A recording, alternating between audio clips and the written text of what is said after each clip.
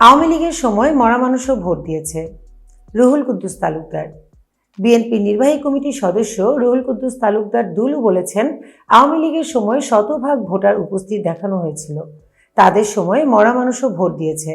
15.5 বছর যারা এই দেশকে শোষণ করেছে, দেশকে ধ্বংসের দ্বার প্রান্তে নিয়ে গেছে, জামায়াতের আমির তাদের বিরুদ্ধে না বলে তিনি নাটোরে এসে বলেছেন, আওয়ামী লীগ যা করেছে বিএনপি ক্ষমতায় গেলে তাই করবে। তার এসব কথা সত্য নয়।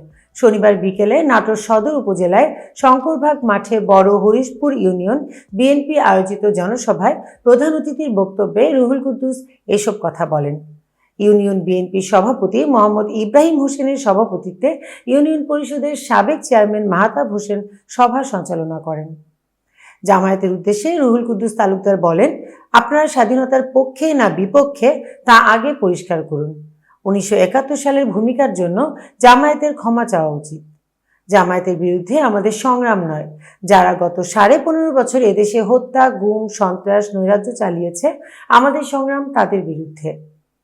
এতক্ষণ বার্তা বৈঠকের সাথে থাকার জন্য ধন্যবাদ। নতুন নতুন তথ্য ও সংবাদ পেতে বার্তা বৈঠকের ইউটিউব চ্যানেল ও ফেসবুক পেজের সাথেই থাকুন।